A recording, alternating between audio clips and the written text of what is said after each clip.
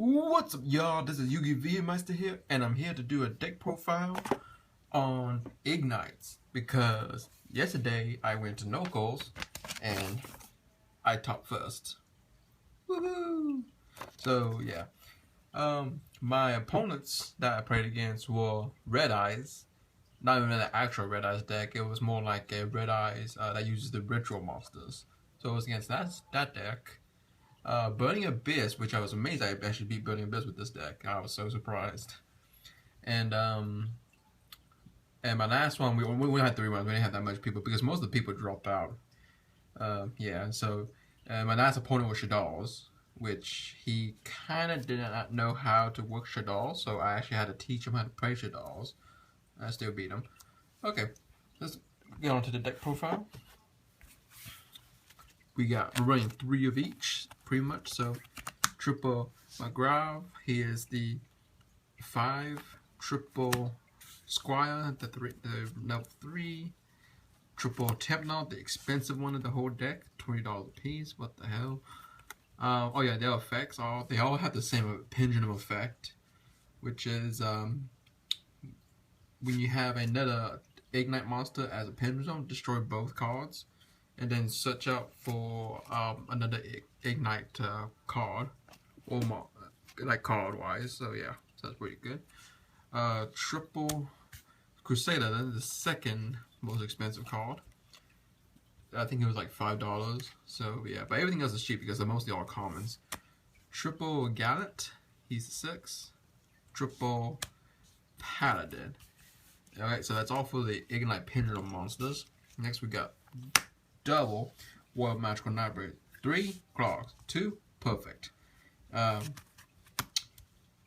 If you go first turn and you somehow get this first hand, or you draw it off of an upstart, it is magical, as the name says. But yeah, when a spell card is activated, place a counter on it. It can only hold 3 counters. Remove 3 counters and draw a card. So that's your draw power. So when these are activated, they're counter spells. So that's nice. The next 2 of, which is interesting, 2 Archfiend Eccentric. This girl is amazing in first turns because she's a 7. She has no restriction on what to summon, so you can have that and like a 2, and you can still pendulum summon, and it's great. Also, she can get rid of back row, and if she's a monster, she can get rid of a monster. So by trimming herself, so it's pretty nice. I like her. And the one of monster is Champion, which I'm amazed this is actually clutch with him. Because his effect is you can special summon this card. If you have this card in hand, you can target 3 Igknight cards you control. That means pendulum zones, all monster zones. Destroy them and then special summon him. Or you can just tribute 2 and just normal summon him like a normal monster. So it won't be a special summon monster. And then once per turn, you can target 1 other Igknight monster you control. So it has to be in the monster zone. Return it back to my hand, and if it does go through, I place 1 monster my opponent controls to the bottom of the deck. So he got over Burning Abyss real easily, which is great. I was like, what the hell? And another card that shows that I got over Burning Abyss, so clutch. Okay, so that's all for the monsters. Next, we're going to spells. Triple Reinforcements of the Army. Grab your level 4 lower warriors. Triple Summon Arts, grab all the higher level type normal pendulum monsters. Triple Upstart, because we all need those draws.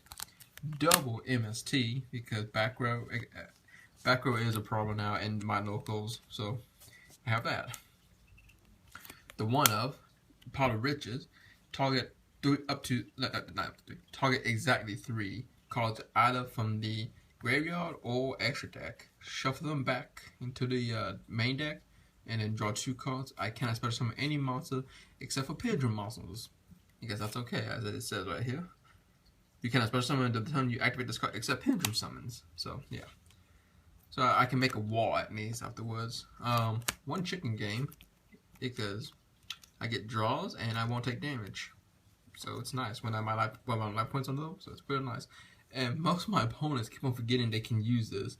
And once I told them, you know you can use this, right? And I'm like, oh, well, damn, that could have changed everything. Yes, it could. Oh, well, that's their fault. And 1 Ignition Phoenix. if I have a chicken game and I'm doing so good that my opponents don't know they can't do anything, I'll just swap it out for Ignition Phoenix and then go game with that. So it's nice. And the next 3 cards are traps. So we play 2 of the Mill Forces because we need that backward defense. And 1 Tyrant's Throw. This card stops Hugo, pretty much. If they don't outrun MST, Galaxy Cyclone, Dust Tornado, or anything that destroys spells and traps, there's no way he can get over this card. Activate by triggering 2 normal monsters, except for tokens. Neither player can normal or special summon effect monsters. This card got over Burning Abyss first game. It was so funny. And what was another thing? Game 1 I won with this. Game 2 he won because he actually had a brain for once. And game 3 I had that Ghost to Emerald and Gaia Dragon Thunder Charge on the field. And I can't remember what exactly happened, but I think I won that because he had no out to it. He had no monsters, I think. He kept on drawing back row. So that's the main deck lineup. Let's go ahead and go into the extra deck. So we got 1 Castell, the Bouncer, or put it face down depending how many materials you detach. Diamond Crab King, which gets over Killer. By Killer I mean Towers, Quill Forts. So yeah. Braid Armor Ninja, attacks twice.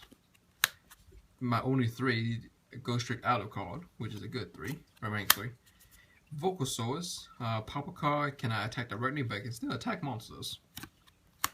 Constellar Pleiades, because we summon it with the other card, this guy. Turn Night Tonomaya, so we get Night Gunnies. 3. I actually like to get like 3 or 4 attached to it, and then, or just wait to end phase, add another Satellite monster, which is Delta Rose, and just add it on to him. So Priaz will have 2 materials on him instead of 1. So that's what I like about it. Adreas Keeper Armageddon, just to pop stuff, and he's a 5.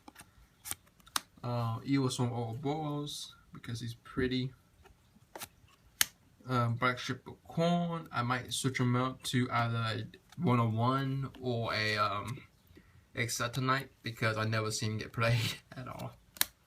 1 Gauntlet Launcher because we have which one? The Igknight, the Caliber? No, Gallant.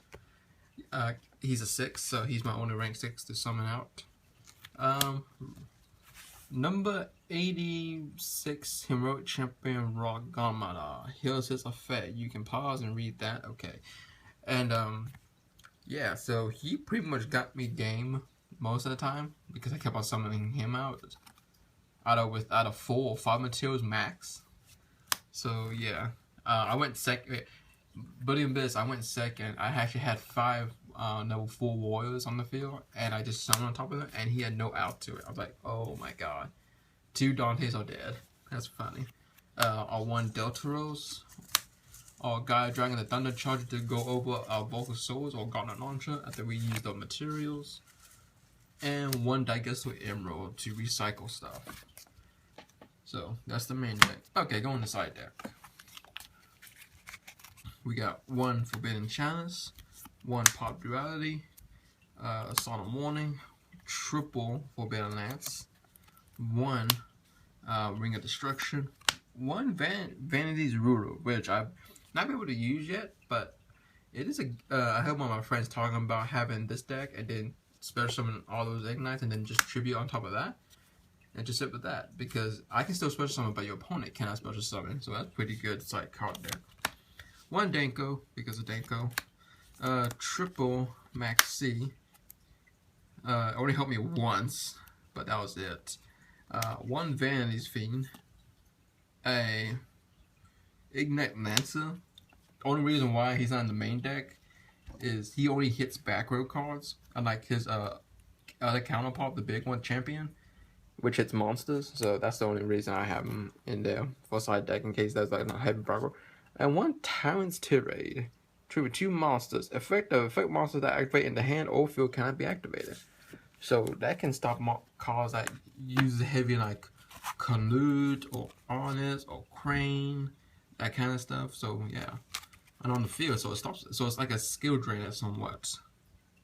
Yeah, cannot be activated. So it's like a skill drain also. So it's pretty nice. It doesn't negate them, but it just says they can't be activated. So yeah, that's my deck profile on Igknights. Hope you guys enjoyed this profile review. Stay tuned for more awesome stuff from Yu-Gi-Oh! Meister, and I'll see you guys next time. I got first.